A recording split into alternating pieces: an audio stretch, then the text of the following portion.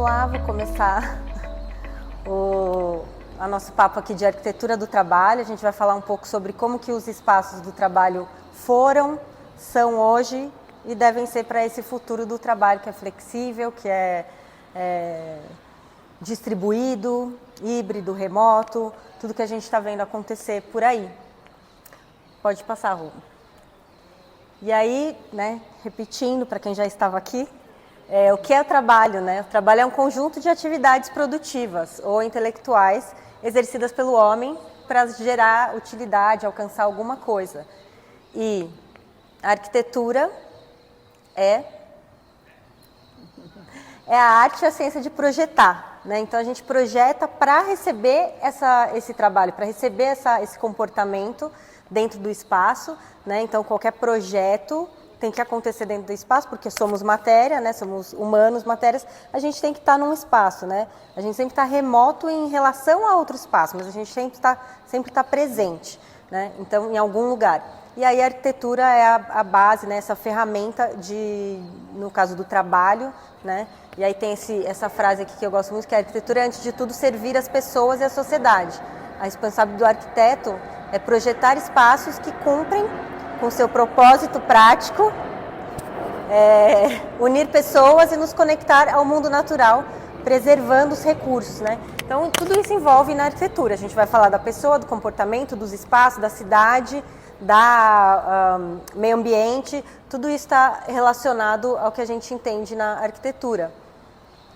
E aí, como que a gente está hoje, né? A gente teve lá, a partir da Revolução Industrial, exponencial, uma tecnologia que avançou exponencialmente, né? E os espaços de trabalho deveriam acompanhar, né? Isso. Só que a gente, até pré-pandemia pelo menos, a gente parou no modelo fabril de trabalho, né? Todo mundo num mesmo lugar, numa sequência, né? E aí aqui, né, a gente relembrando como que foi essa cronologia do espaço, da relação trabalho, moradia, né, e a mobilidade. Então, primeiro, os espaços eram fazendas, enfim, né, fazendas rurais, rurais, e aí a gente vem para os espaços as fábricas, que tinham as vilas operárias em volta, então estava perto também. E aí a gente começa no terciário, que é comércio, serviços, a gente começa vendo aparecer os arranha-céus, os prédios e esse fluxo das pessoas aumentando entre a casa e o trabalho.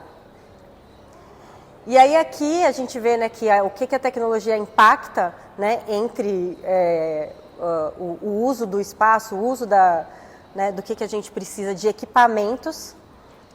A gente não precisa de quase nada mais, então o espaço em si tem muito pouco, né? E aí a gente tem aqui uma evolução do escritório. A partir do momento que, né, do espaço fabril precisou de fazer trabalho burocrático, e aí então ele teve o escritório, né? Aí o escritório passou por algumas evoluções de formato de mesa, de layout, com base, né, na tecnologia. Só que paramos no computador e não evoluímos muito mais, né? E aí a gente tem uma questão da cidade, né, que hoje em São Paulo, principalmente, a gente tem as pessoas no centro expandido trabalhando, onde elas trabalham, e o oposto, o mapa oposto, é onde as pessoas moram, né?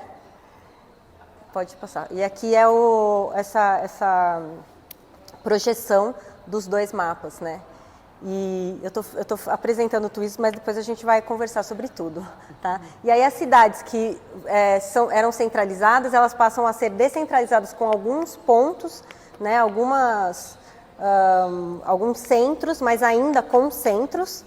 E o que a gente vai ver, a tendência é que sejam cidades ainda mais distribuídas, né? Então a gente não tem mais um centro, é tudo interligado, todas as distâncias se reduzem e fica mais fluido, né, a cidade, uma vez que a gente faz. E aí, então, a gente vai começar a falar aqui, né, com essa contextualização sobre os escritórios. Então, eu trouxe a Tânia. Tânia Costa, que é diretora da Regos, que é um grupo de espaços compartilhados de trabalho, né, coworkings e escritórios compartilhados, para a gente falar. Trabalhou muito tempo com o mercado imobiliário também, né, Tânia? É arquiteta. Fala um pouquinho de você, Tânia, para a gente começar. Bom dia a todos, ótimo estar aqui com vocês, né? Obrigada, Fernanda, pelo convite. Né? Nesses trabalhos tive a oportunidade de trabalhar com a Fernanda, né? Eu sou arquiteta de formação, pelo meu sotaque do Rio, né? Estou aqui em São Paulo há 17 anos e minha carreira foi sempre se voltando para essa parte mais corporativa, né? Então, mais espaço de trabalho, nunca fui muito focado no segmento residencial e esse tipo de coisa. E pensando que a gente passa a maior parte do tempo da gente acordado durante a semana no trabalho, eu acho que esse é um espaço que merece muito a atenção da gente, né? Sobre como ele está, sobre pensar ele e tudo. E a gente vive um momento de grandes mudanças na sociedade, uma série de mudanças possibilitadas pela tecnologia. Se a gente tivesse atravessado a pandemia sem as tecnologias que a gente tem hoje, enfim, sem um smartphone, sem um Wi-Fi, sem um Teams, sem um Google Meet, teria sido muito diferente, né? Só que toda essa tecnologia, ela possibilita a gente uma série de coisas, mas a gente tem que carregar junto com isso o humano, né? Quer dizer, o escritório é um espaço que vai servir a pessoas, né? A última linha é sempre gente, né? Que trabalha.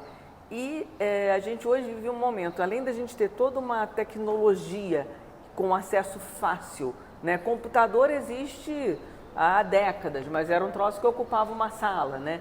Hoje a gente tem um smartphone que é um computador na mão, todo mundo, ninguém mais compra uma máquina fotográfica, a não ser que você seja profissional. Uma das utilidades talvez menos utilizadas do celular é falar, né? A gente faz Telefonar, outras coisas, né? E a gente tem uma série de outras coisas embarcadas, né? 5G, inteligência artificial, você tem uma série de ferramentas para trabalhar e aí você tem que conversar as pessoas, como elas estão organizadas hoje na nossa sociedade, as ferramentas que a gente tem e o espaço onde isso vai acontecer. E a mobilidade entre tudo isso, né? Permeia tudo isso, né? A gente tem um fato muito interessante, que é a primeira vez que a gente tem 4 gerações trabalhando junto, né? A gente tem os baby boomers, os X, os Y millennials, os Zs, né? Os alfas ainda não começaram a trabalhar, mas você tem pessoas que cresceram em ambientes distintos, que aprenderam ou começaram a trabalhar de uma certa maneira e que hoje você tem que conviver com pessoas que trabalham e pensam diferentes, né? Temas que não permeavam o ambiente de trabalho, como flexibilidade, possibilidade de trabalhar em casa, a questão ambiental era totalmente, pensar 20 anos atrás, ninguém pensava em conectar meio ambiente com escritório, em qualidade do ar, em reciclar lixo, em ter materiais recicláveis no escritório, né? Você tem toda uma questão do SG que também não permeava o trabalho, não só o E do meio ambiente, mas enfim, inclusão, diversidade. Isso não era pauta das empresas, né? Só que para tudo isso acontecer, acontece num lugar, né? Nem sempre mais escritório, mas enfim, existe um local físico de trabalho, né? Aí aqui, ó, Tânia, a gente tem no slide, né, que o espaço de trabalho ele deve acompanhar a mudança das necessidades, como a Tânia estava falando, vai mudando, a gente vai e aqui, como a gente está sendo, né, eles têm que ser mais multifuncionais, ou seja, servir para várias coisas, né, a gente tem vários conceitos aí de cidade de 15 minutos, e dentro do espaço cada vez mais a gente quer fazer tudo para se deslocar o menos possível, né, e aí flexíveis e diversos, porque agora não, né, mas a gente percebeu, né, a maioria que a gente tinha tecnologia para trabalhar de qualquer lugar, né? E aí agora a gente está nesse movimento de trabalhávamos quase como revolução industrial ainda, né? Todo mundo indo, todos os dias, todas no mesmo horário no escritório. E aí a gente demora um tempo, né, para essa transição, mas eu acho que está cada vez mais, né, Tânia, acontecendo. Pode mudar, Rô. Acho que a velocidade se acelerou muito, né? A gente fala hoje coisas que a gente não falava nem há 5 anos atrás, né? Anywhere Office, trabalho de qualquer lugar, workation, que você pode ir para um lugar de férias para trabalhar. Eu quero trabalhar de Aruba. Eu boto lá meu computador no colo na minha cadeirinha de praia e fico lá trabalhando e não necessariamente vou entregar menos ou mais do que isso. Agora, como a Fernanda falou muito bem, isso daí tem um timing para acontecer, não acontece de uma hora para outra. Então, assim, alguns lugares saíram antes, algumas pessoas começaram a pensar esse tipo de coisa antes, algumas pessoas ainda trabalham como na Revolução Industrial. Exato. Né? Todo mundo trancado no escritório, uma mesinha do lado da outra, você entra na hora, você sai na hora, como se fosse um turno de fábrica. E aí a gente tinha layouts, a imagem anterior tá preta, né? Volta uma só para coisa. Mas mostrava, né? Mostra ali, acho que é por causa da projeção, os escritórios eram ou todos em linha, como uma linha de produção, ou todo mundo em cubículo, ou seja, tudo igual para todo mundo, né? Todos os modelos, todos os tipos de layout funcionam, mas nenhum funciona para todos, né? Então, a gente vai ver que o layout das empresas, né? O ideal, a gente pensando o design baseado nas atividades, né, o Activity-Based Design, ele se torna, parece, né, muito múltiplo, né? Não tem tudo igual, os espaços têm que ser diferentes, porque a gente faz atividades diferentes no decorrer do dia, né? Isso dentro de um escritório. E aí, se a pessoa não está dentro do escritório, aí isso é mais ainda, né, pode ser ainda mais diverso, né? E aí, onde acontecem essas mudanças, né? Elas estão acontecendo, né, como a gente vem falando aqui, por causa dos modelos, né? Modelo de trabalho. O que é modelo de trabalho? Aonde a gente está trabalhando, qual que é a forma de gestão, tudo isso. Então, a gente vê o híbrido e o remoto crescendo e aí, consequentemente, a presença passa a ter que ser, né, assim, né, o ideal é que seja intencional. A gente não vai presencialmente em um lugar para trabalhar do computador sozinho.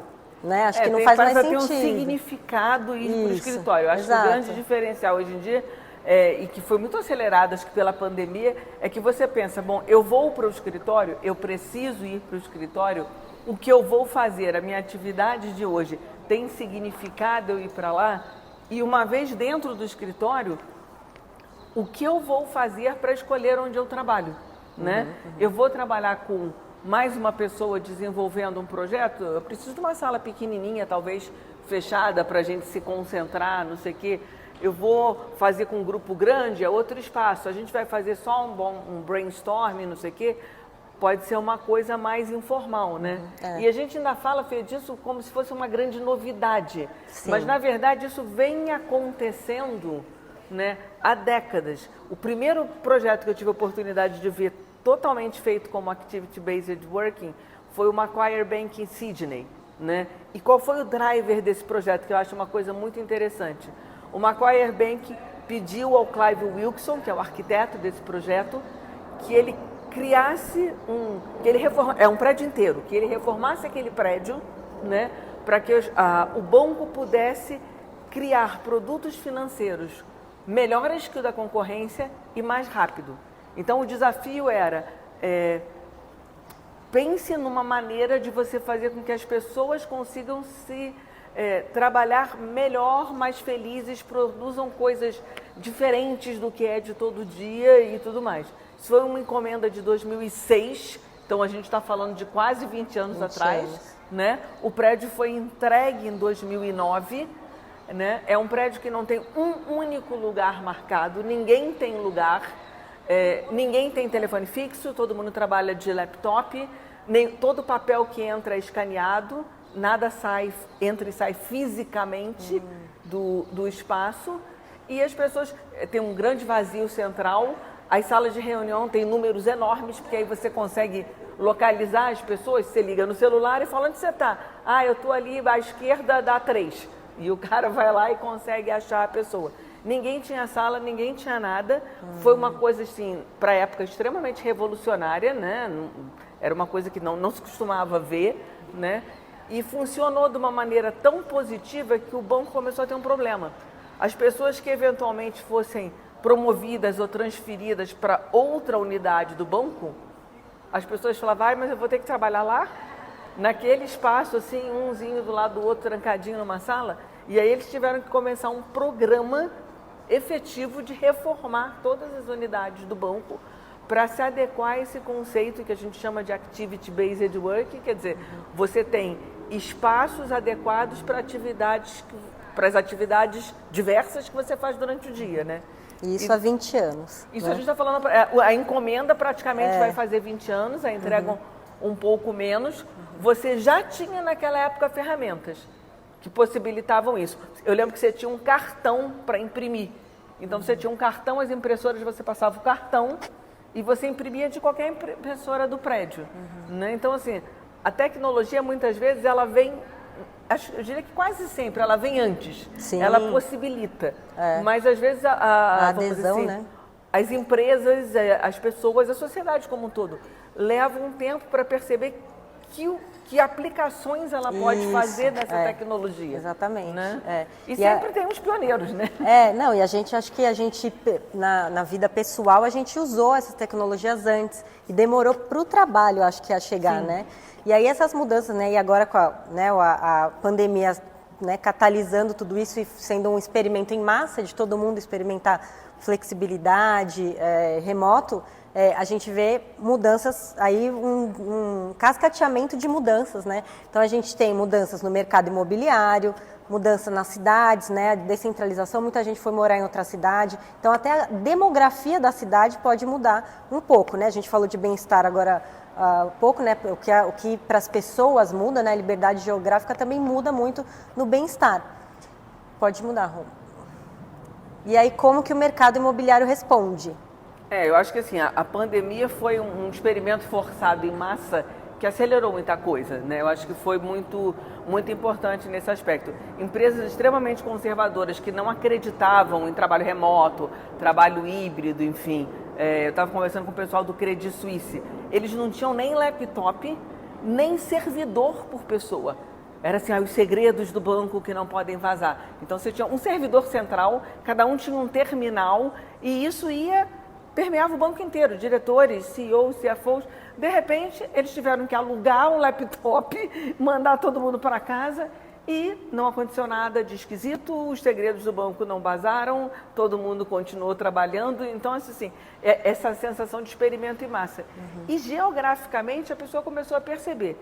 Acho que primeiro ganho que a gente tinha de não necessariamente se deslocar, né? Se eu vou, sei lá, fazer um relatório de manhã, por que eu tenho que sair de casa às 7h30, enfrentar um trânsito desgratado para chegar no escritório às 9h, para fazer a mesma coisa que eu posso fazer sentada em casa? Né? Então, as pessoas experimentaram também, isso, né? Emocional e físico dessa mobilidade, né? Não, o que você teve de ganho, de qualidade de vida, e eu acho que essa experiência da pandemia veio junto com a chegada da geração Z ao escritório também, que é uma geração muito mais interessada em bem-estar, em qualidade de vida, que traz muito forte na formação deles essas questões ambientais, de diversidade, de tudo mais. Integrar com a natureza, né? Você começa a ter valorizar fenômenos que, tipo assim, não, eu não estou interessado nesse trabalho se ele me custa isso, nessa qualidade de vida. Esse salário não paga o que eu abri mão. E a gente vê hoje, efetivamente, nos escritórios, pessoas abrindo mão de empregos, ou de posições, ou de promoções. Se eu vou ter que todo dia para o escritório e enfrentar um trânsito horrível por horas, nos horários fixos do pico, se eu não posso trabalhar remoto, que é a grande modificação geográfica, né? Você trabalha hoje com pessoas que moram em Bragança, mas eles vêm 2 vezes no escritório, 3 vezes no escritório, a pessoa passou a pandemia na segunda residência de praia ou de montanha e viu que ele tinha de qualidade de vida com isso e não está mais disposto a abrir mão disso, né? Então, e isso na cidade teve um reflexo, né, Fê? Isso, exato. Aí na cidade a gente vê, em termos de arquitetura, né? Lá os prédios sempre foram isso daqui, né? Prédios, uma paredona de vidro e quase que fabril também, né, no fim das contas, né, porque é todo mundo dentro de uma caixa, sentado na cadeira, trabalhando. E aí, né, aproveitando que a gente está aqui na Ideias Arvos, e que tem alguns maquetes aqui dos edifícios corporativos, Aí a gente começa a ver uma outra cara também para os edifícios corporativos, né? Com espaços verdes, com algumas aberturas, em outras localizações não tão óbvias, né? Como antes. Multifuncionalidade, né? Que o prédio é comercial, mas também pode ser residencial, e embaixo né, escritório, e embaixo é loja, né? Que é uma coisa que vem acontecendo. Deixa eu ver, Rosto. E que a nossa legislação começa a reconhecer o valor disso. Sempre um pouco atrás, né? Mas hoje a gente já tem incentivos aqui em São Paulo da fachada viva, né? Você tem um terreno, se você fizer uma coisa que tem um uso misto, você já pode construir um pouco mais. Você ganha um potencial construtivo para você evitar, sei lá, trechos da Faria Lima que você passa de noite, é um deserto. Aquilo ali existe de segunda a sexta até 7 horas da noite, 6 e pouco, e depois acabou, né? Então, acho assim, impactou na legislação, modificações desse último plano diretor, né, de São Paulo, tem um impacto grande. Sim. A gente vê aqui em São Paulo, eu começo a ver uns movimentos muito fortes de descentralização dos escritórios, né? Sai daqueles eixos Paulista, Faria Lima, Vila Olímpia, Berrini-Chucre de Zaidan, basicamente aí, né? A própria das Aros, ela tem mais por aqui, né? É que agora aqui... a Rebouças está virando uma Faria Lima, né? A Rebouças já entrou nas últimas avaliações das grandes empresas imobiliárias como um eixo. Mas a gente vê um movimento muito forte na Zona Leste, com uma construtora chamada Porte, construindo grandes escritórios. O cara que mora na Zona Leste, que tem a vida dele toda lá, ele precisa atravessar a cidade para ir trabalhar na Faria Lima? Faz sentido? Ele leva quase 2 horas para ir, 2 horas para voltar. Quer dizer, isso não faz muito sentido? Na Regus, a gente vê, quer dizer, é uma empresa de escritórios flexíveis, quer dizer, você pode alugar por pouco tempo. A gente começa a ver contratos de grandes clientes que eles chamam de hub and spoke, como se fosse o eixo da roda da bicicleta e os aros. Então, o cara contrata um espaço um pouco maior num determinado lugar, como se fosse uma sede, uma coisa, mas ele contrata pequenos escritórios em outras zonas da cidade para os funcionários que trabalham ali. Então, ele contrata, sei lá, 500 metros quadrados na Faria Lima, mas eu preciso de um escritório para 8 em Pinheiros, eu preciso de um escritório na Chácara para não sei quanto. E a própria empresa começa a ter como uma política de bem-estar, de retenção de funcionário. Porque... Até de redução de custo também, né? Às vezes, porque daí vai para lugares mais baratos, mas assim, nesses outros escritórios. O que a gente está ouvindo muito como discurso é retenção. As pessoas não querem mais passar esse tempo todo se deslocando todos os dias. Vai ter, sei lá, tem uma reunião da equipe toda semana. Ok, eu vou lá na Faria Lima, 2 horas no trânsito. Mas eu preciso de todo dia fazer isso, né? Então está sendo muito... Uma outra coisa que essa mudança da cidade, eu achei muito interessante, criou, o que é o benefício. As pessoas tiveram a oportunidade de viver diferente. E elas começaram a questionar, o que é o benefício que a empresa me oferece? Me interessa? Esse dito benefício do trabalho, da empresa, é o que eu quero agora? Ou eu já vivi diferente, eu não quero mais? Né? Quero vale transporte para todos os dias e ter que ir, ou não ter ajuda. Algumas coisas bem, às vezes, bem simples mesmo. O pessoal da Mafre ali na Marginal, Pinheiros, né? Eles têm uma mega academia, mandada, super bem instalada, produzida, não sei o quê. Com a volta da pandemia, que não é híbrido lá, não é todo mundo no mesmo dia, no mesmo horário, tem uma certa flexibilidade, as pessoas falaram, a gente não quer mais essa academia, a gente quer dia e pés. Porque eu vou ter que vir ao trabalho para usar a academia do trabalho, não estou assim, entendeu? Eu quero trocar esse benefício por qualquer coisa. Volta só rapidinho. E aí, só volta um pouquinho. Voltar.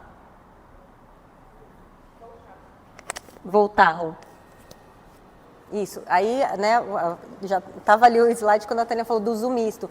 Então, para a gente ter a nosso alcance, né, que é a cidade de 15 minutos, tudo que a gente precisa ali para não ter que se deslocar, como nos Estados Unidos, né, nas cidades mais menores, fora dos grandes centros, que é carro para todo lado. São quilômetros e quilômetros para você ir fazer compra, quilômetros e quilômetros para você...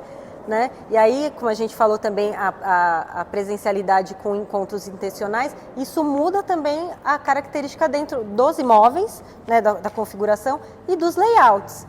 E aí pode passar, Rô, e também as formas de consumir imóveis, né? Então, antes a gente, né, contratos grandes, de locação, como a Tânia estava falando, né? Ao invés de ter uma sede gigante, tem uma sede menor e tem os escritórios satélites, seja via Regus, que daí não é nem um aluguel direto, né? Assim, aqueles aluguéis de 20 anos, é um aluguel, né, de contratos menores. Mais esse conceito de serviço.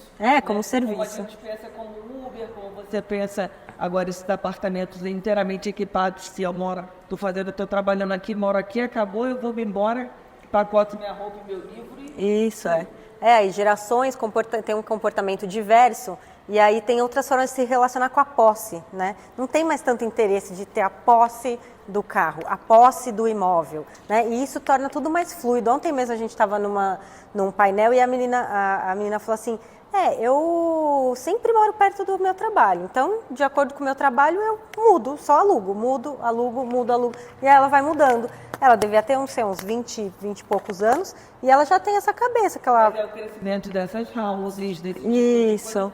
Você tem tudo ali, eu estou usando esse espaço para morar. Agora, melhor para minha vida eu morar lá, eu vou com tudo. Isso. Né? Faz parte, acho que, desse conceito de você não ter as coisas.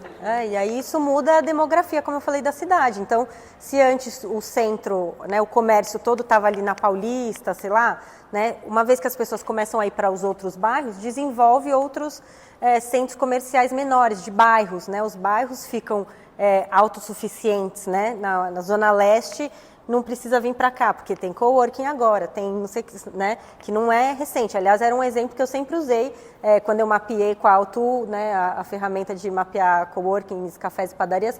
Eu mapeava lá na Zona Leste 2 coworkings, o resto era café, para propor para as pessoas trabalharem, né, de lá, já tentando reduzir essa mobilidade. Hoje já tem muito mais coworking. Tem Regus lá na Zona Leste? Não, estamos negociando. Ainda não. Aquelas, né? É o desejo ir não só para zonas não óbvias, que não sejam, né, que a gente chama de Central Business Districts, né, principais, Faria Lima, não sei o quê, como para cidades não óbvias. Sim. Né, esse ano a gente fez um crescimento em Cuiabá, em Goiânia, em Uberlândia, porque assim, o cara pode ter uma empresa grande e essa empresa dele pode estar sediada fora do grande centro. Ou ter um profissional, né? Tudo pode funcionar sem que necessariamente as coisas acontecem em São Paulo, eu tenho que meter a minha empresa em São Paulo. Não, eu posso funcionar de locações completamente distintas, dependendo do serviço que ele presta, do produto que ele faz, sem ele jamais ter que se deslocar para quem consome aquilo que ele produz. E ter grandes executivos que não moram em São Paulo, né, que moram nas suas cidades natais ou alguma coisa assim, e aí isso movimenta a economia como um todo também, né, para esses outros lugares, né? Os salários podem mudar, né, assim, porque daí o custo de vida fica diferente, apesar de ter todo um compliance disso, né, de regulação. Mas eu acho que tem mais algum rol aí? Acho que não. Tá, então só para aí a gente fechar, que eu acho que o impacto, né, a gente falou aqui do impacto dentro do escritório, aí vai da menor escala para maior. Dentro do escritório, o móvel muda, né, pelos equipamentos, o layout dentro do escritório, o formato do escritório, aí já indo para o mercado imobiliário, de como vai fazer, mais espaços colaborativos, então espaços maiores, menos compartimentação, e aí indo para o prédio. O prédio, então, passa a não ser só uma caixa de vidro fechada. Ele tem, então, varandas, espaços verdes, é fluido com a rua, né? Tem um que está começando ali na Vila... terminando lá na Vila Madalena, que vai atravessar da Rua Girassol, que inclusive é da Ideias Árabes, vai da Rua Girassol para a Fidalga. E aí isso é um serviço para a cidade também, né? É um espaço público, né? Que isso. Cria e disponibiliza, né? Exato. E aí a gente vai para os bairros e como isso muda, né? A forma que as pessoas estão trabalhando, ficarem nos seus bairros e como isso cascateia no comércio e nas cidades, a demografia mudando, a mobilidade e a vida das pessoas, no fim das contas, né? Porque no fim é isso, né? O começo e o fim do ciclo. Isso, o começo e o fim do ciclo. Impulsiona, você tem uma série de ferramentas que possibilitam, mas o objetivo, acho que o último de tudo são as pessoas que vivem, trabalham, assim. As empresas podem não ter uma série de coisas, mas, assim, não há inteligência artificial que você tem uma empresa que não tem pessoas, né? Exato, sempre vai ter, de alguma forma. E acho que é isso. Alguém tem uma pergunta, um comentário? Sérgio, que é arquiteto também, depois. Percebe esse movimento nas cidades do interior também ou só nas capitais? Olha, a gente começa a ver esse movimento num estado muito menor, tá? Mas em cidades menores, ainda que não sejam muito pequenas. Mas você começa a ver isso, por exemplo, vamos dizer, nas segundas e terceiras cidades dos estados. Né? Então você começa a ver isso em Caruaru, você começa a ver isso em Uberlândia, não é nas cidades pequenininhas. Vem, do modo geral, do grande para o pequeno, para a pequena cidade, a não ser que, por exemplo, uma cidade por uma razão específica, ela tem uma empresa muito grande e muito antenada nesse movimento global. É basicamente isso que a gente tem visto. Agora, fora do Brasil, não, esse movimento, você pega a cidade de 20 mil habitantes, na França, por exemplo, a empresa que eu trabalho, ela tem uma atuação bem global. Então, você já vê as pessoas fazendo esses movimentos de não querer se deslocar, ou você trabalha numa cidade mais periférica, sei lá, como se eu trabalhasse aqui. A gente abriu Osasco, Santo André, porque as pessoas querem mais vindo. Mas começa do grande para o pequeno, porque eu acho que é uma percepção, não tenho dados para isso, né? Que o impacto do deslocamento, ele implica muito como um motor propulsor dessa mudança, né? Se o impacto é menor, acho que tem que demorar mais. Porque dando uma cidade menor, o deslocamento é mais fácil, né? E aqui no estado de São Paulo, no interior, aonde que tem, Tânia, Regos, assim? Regos hoje tem Campinas, Osasco, São Bernardo, mas enfim, a gente está trabalhando com Ribeirão, São José dos Campos, uma série de cidades já com demandas fortes nesse sentido, e que tem grandes empresas também, que você já começa a criar um impacto, ainda que a cidade seja menor, de você ter aquela quantidade de gente morando, assim, principalmente com a pandemia, né? Muita gente foi para São José, Jundiaí, né? Você voltou para o lugar de onde era sua família, me formei, eu vim estudar em São Paulo, fiquei. E aí você vê, não tem que ficar, né? Eu posso voltar e a minha vida ainda continua sendo possível, né? E eu não preciso abrir mão de desenvolvimento pessoal, de desenvolvimento profissional. Você tem hoje ensino à distância. Você pega lá, qualquer curso da Fundação Getúlio Vargas tem a versão, né, presencial 2 vezes por semana, não sei o quê. Tudo isso não era uma coisa tão comum, né? Você tinha que abrir mão, eu não posso fazer uma especialização, ou a minha carreira fica tramada num certo ponto. Hoje eu acho que esse conceito já foi muito diluído. Sim, ou pessoas que moravam em outras cidades que não podiam, por alguma forma, vir, não acessavam boas vagas, né? A gente tem um polo fortíssimo de tecnologia, de pessoas de tecnologia no Amapá, em Rondônia, e eles conseguem trabalhar para empresas globais ou para empresas daqui, de São Paulo, desenvolvedores mesmo de código. Tem muito. O pessoal de TI, assim, eles trabalham de qualquer lugar, para empresas fora, aqui, e realmente talvez do tipo, vamos dizer, do tipo de trabalho, o pessoal ligado à área de tecnologia, foi o pessoal que eu vi mais, vamos dizer assim, se recusando ao retorno desnecessário, porque eles trabalham na ferramenta que possibilita, né? Isso. Você fala, volta, e o cara diz, não volta não, vou trabalhar em outro lugar, mas não volta não. Até porque a demanda por ele está grande, né? O Itaú preparou o espaço deles para voltar à equipe de tecnologia, 3 desses, e 3 deles a equipe de tecnologia do Itaú de simplesmente não voltam. O que o Itaú vai fazer se você sumir com todo mundo da tecnologia? Com a tecnologia. Acabou. E aí, meu filhinho, tá bom, o resto volta, vocês não, né?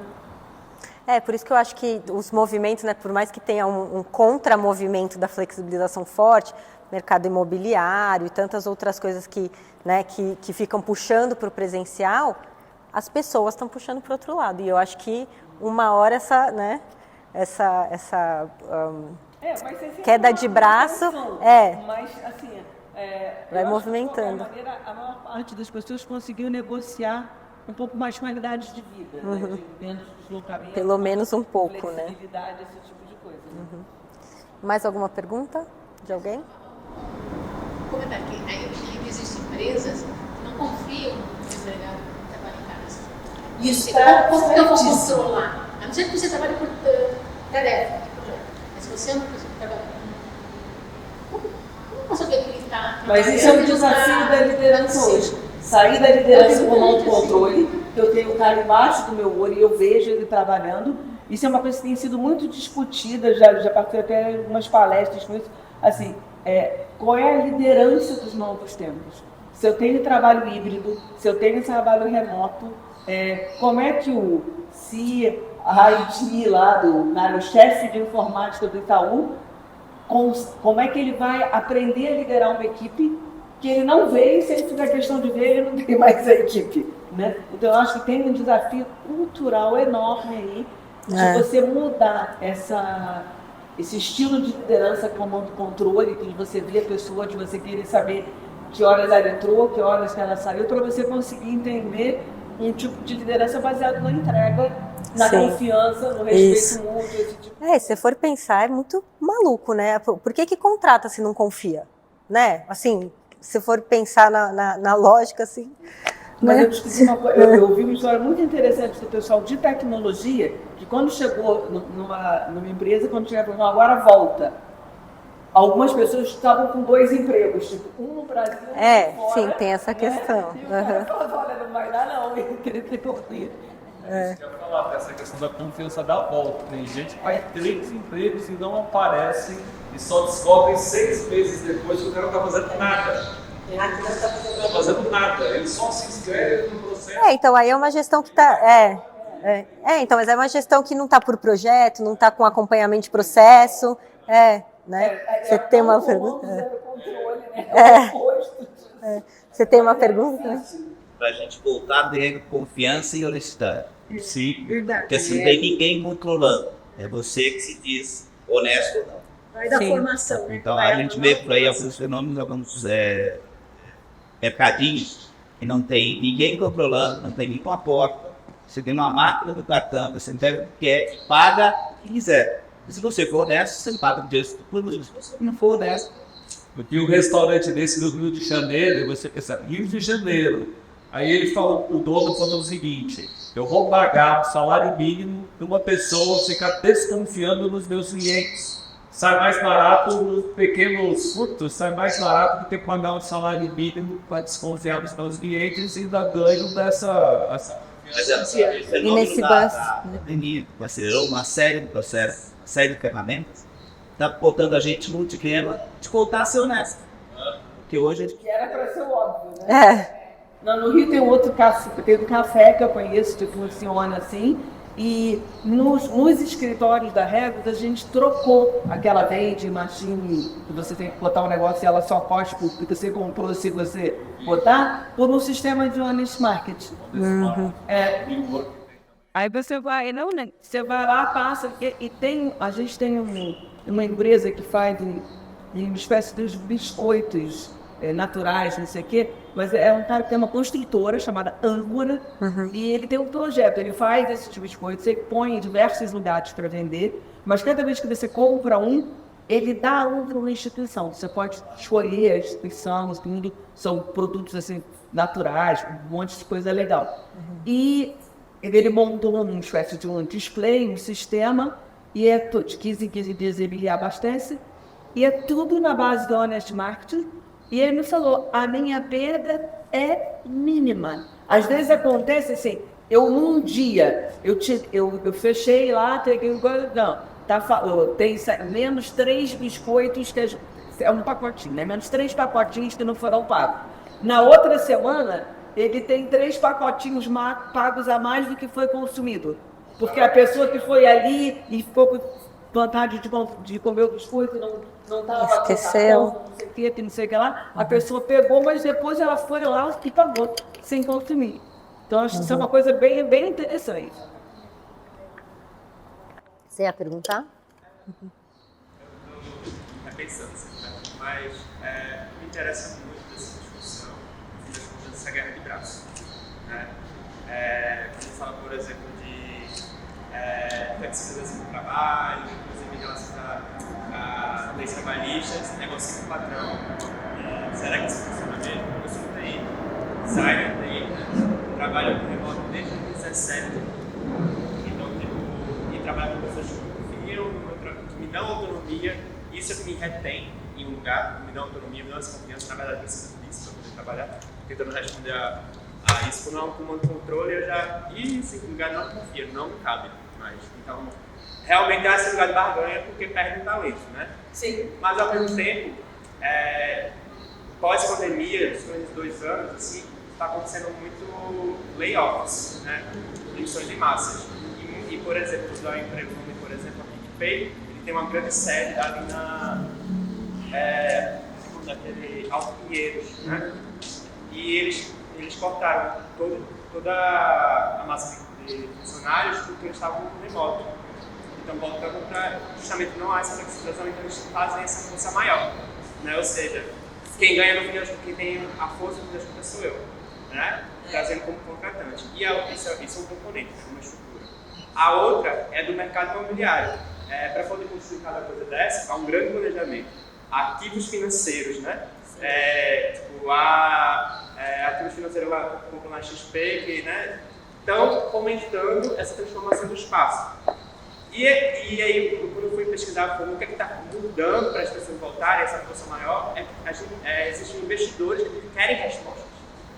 Então, eu entendo, eu sou designer, eu entendo, e na minha perspectiva arquiteta, a gente tem que antecipar os comportamentos, né, para encontrar esse meio termo, entregar bem-estar e tudo mais, mas eu trago um pensamento meio um pouco pessimista, que parece que ganha sempre Não, existe uma força enorme no mercado imobiliário. Eu queria explorar essa guerra de braços, sei lá, não sei, eu fico muito pessimista a esse ponto, porque eu sou também nordestino, estava planejando voltar para casa e não posso, não consigo, porque estava voltando vagas só em São Paulo.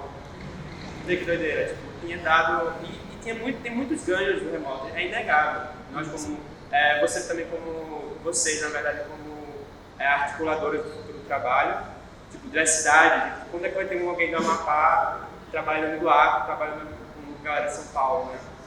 Mas parece que está rolando esse retrocesso, assim.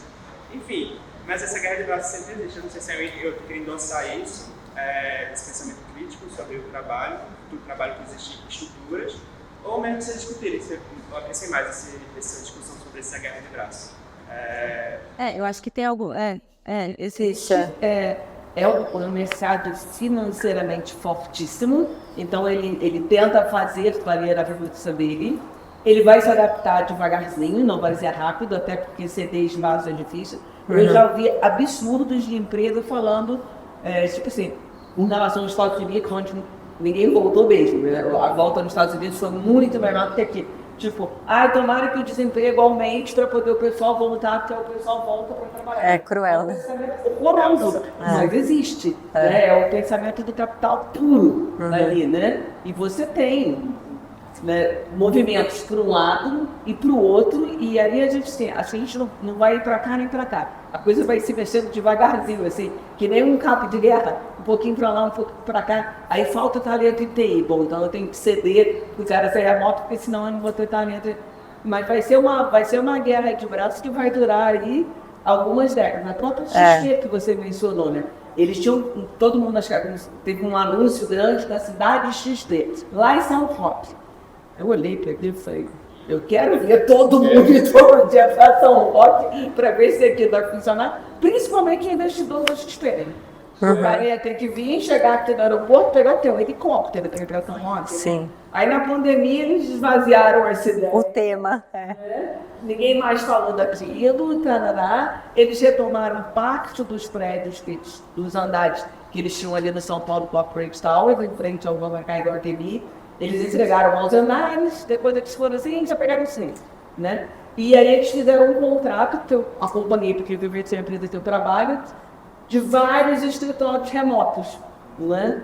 Então, assim, coisa não vai pra lá, outros vão mais pra cá, mas a coisa vai ser meio... O período de acomodação, né? Foi uma mudança muito abrupta. Acho que o ponto agora que vocês... Enfim, eu acho que isso parte da pergunta também de elaboração, né? Sim. E aí, pensar que eu fiquei muito otimista com o cenário pós-pandêmico, não pela pandemia, obviamente, mas foi uma mudança muito rápida. E aí, existe uma teoria que chama de teoria das polaridades, onde tem que puxar, então há uma resposta também muito drástica, né? Onde quem sai perdendo é a massa trabalhadora, mas eu acho que essa mudança realmente é lenta e a resposta foi muito forte aqui. Vai ser muito forte aqui, mas vai reaver a acomodação. Qualquer disrupção, né, acontece um pouco isso. Né, tem uma adoção que forçada, disruptou, forte. Aí quando a gente começa a acomodar, tem muita gente que volta até passos atrás, né? Do que, né, tem o caso de uma empresa de tecnologia, não vou falar, não, a Dell, que eles sempre foram híbridos e remotos. E aí agora no pós-pandemia eles estão chamando todo mundo de volta, obrigando a ir todo mundo presencial. Então é meio que, acho que é acomodação, sabe? Como agir nesse movimento que está acontecendo. E aí só voltando um pouco que você falou sobre a questão do layoff, eu acho que, infelizmente, realmente, não é todo mundo que tem o privilégio da escolha, né? De escolher o trabalho, e aí vai ter que aceitar o que vier, né? Acho que tem um pouco disso. Mas eu acho que para quem tem... E fomentando e entendendo formas de cascatear isso também para as pessoas que têm menos opção, né? Eu acho que é um movimento que pode ajudar também, pode acontecer, tá? Mas é isso, né? Quando a pessoa precisa desesperadamente de um trabalho, ela vai... Social. Então, Muita social. gente perdeu essa parte do social, aquela coisa de fazer o happy hour na sexta-feira, o pessoal do trabalho, e já não tem mais. Então, a gente entrando em depressão exatamente por isso. Mas é porque vamos todos terça-feira, porque você tem contra as porque pessoas. você não tem mais aquele contato humano e físico, daquela que você chora, uma coisa. A gente tem que aprender outras dinâmicas, né? Não é, né, a gente trabalhar remoto ou híbrido não está obrigando, agora no pós-pandemia, a ficar dentro de casa sozinho. Ninguém falou que tem que ser isso, entendeu? Não, eu sei, mas pode sair e encontra quem que mora aqui perto de mim, deixa eu ir trabalhar num café, então, a gente, é uma dinâmica. A própria XP, toda moderninha, não sei o quê, mas outro dia eu fui numa palestra com o CEO deles falando, aqui trabalho é híbrido, no escritório de segunda a sexta, em casa, sábado e domingo. Olha que fala amorosa. Entendeu? Isso é uma fala amorosa. Mas é... assim, as pessoas, elas são o que são, elas vão ser, à medida em que elas tiverem, que às vezes elas entendem como usando, ter todo mundo no escritório. Elas só vão ceder, elas estão cedendo cada vez mais, ou porque vão ter talento, ou porque vão meter esse talento, não sei o quê. A hora que você deu, o ano não abre mão assim, então espontaneamente, vamos dizer, a mudança tem custo muito pesado, né? Mas também existem várias empresas mais flexíveis e uma hora vai acabar faltando caminho. Principalmente internacionais, que contratam designers. Você pode ir você pode ir morar. De onde que você é? De onde que você é? Hoje nenhum, mas... Não, de onde você é? Onde você nasceu? Eu sou de Recife. De Recife. Eu também vim pra cá, eu queria ter essa troca, né, porque antes era elétricas enxutas, eu queria contar essas enxutas de antes. Exato. Da estratégia. E aí, queria trabalhar com a Bradesco, queria de pessoas, eu gosto muito de gente, sabe? Essencialmente eu trabalho em colaboração. E aí rolou a pandemia, fiquei aqui fazendo nossa, mas continuei. E aí na pandemia realmente eu consegui ver a possibilidade de estar em dois lugares ao mesmo tempo. E receita, né? A gente quer Mudar de vida, de alguma Sim. forma, pra isso que eu vim aqui. E aí veio também coisa, a questão de realmente ter critério, né, também.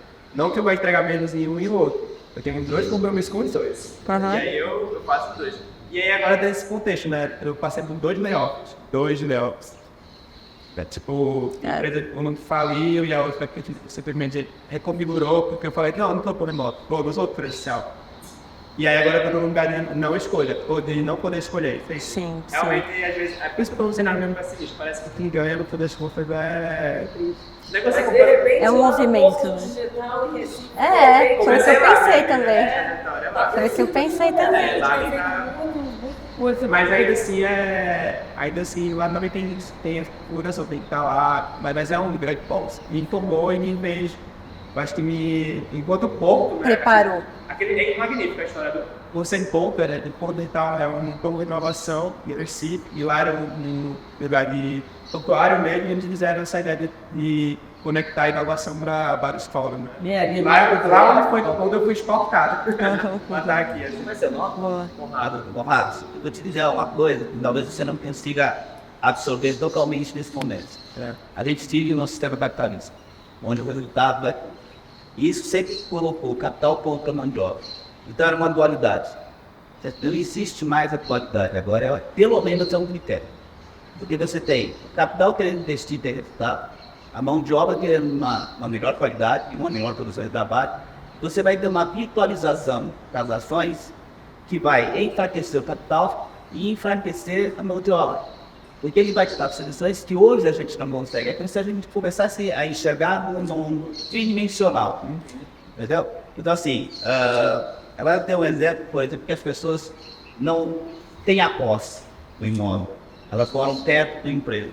Vai ser possível você ter uma propriedade virtual, que você vai poder chamar de sua, você vai poder negociar ela, mas quando você mudar de emprego, na semana que vem você pega essa propriedade, que não é o tijolo, vai morar do outro lado da cidade, e lá você vai ser proprietário.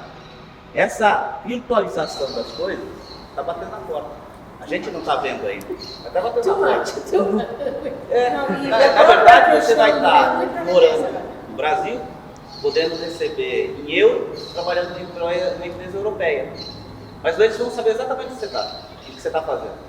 Isso está batendo na porta. Isso não é o Jackson que a gente via. Não, está acontecendo. Tem um lado bom e um lado ruim. Sim. Né? A empresa que eu trabalho, o 0800 do Brasil, fica em Dallas. Só tem brasileiro atendendo. Mas fica em Dallas porque eles centralizaram todos os 0800 em língua portuguesa, Portugal, Angola, Moçambique, cada um com o seu coisa lá. Mas, por outro lado, toda a TI está nas Filipinas. Não me engano, o filipino ganha menos do que o cara ganha no TI aqui, entendeu? Então, você pode... Tudo tem dois lados, né? Você pode trabalhar para a Europa e, de repente, ter a melhor subsidiária aqui, que é moto. Essa possibilidade hoje existe, mas também existe o cara que descontratou aqui e está contratando na Índia, que está contratando no Para ser mais barato. Quer dizer, a gente está enfrentando desafios novos que nunca existiram. Você perdia... Você tinha um layoff, você perdia o seu trabalho por uma pessoa que estava fisicamente no mesmo lugar que você. Hoje em dia isso já não é necessariamente verdade. E aí a concorrência aumenta também, né? É uma coisa... tudo tem dois lados, né? Sim. Então tem esse lado negro, vamos dizer assim, né? Mas eu estou colocando uma outra pessoa, não naquele lugar físico, para fazer aquela função. E as pessoas hoje perdem muito mais emprego, falta de formação, do que efetivamente uma decisão de despesa da empresa, vamos dizer assim. Não é exatamente isso. Então, assim, se a pessoa hoje não entrega o que a empresa espera que você entregue daqui a X tempo na frente, ela já está se preparando para colocar alguém que entregue lá na frente. Então, as pessoas não estão perdendo emprego hoje por uma ação agora. Elas estão perdendo uma ação porque a empresa está enxergando lá na frente. Então, se a gente consegue antecipar a necessidade lá na frente, a gente já vai ser contratado hoje para a empresa futuro.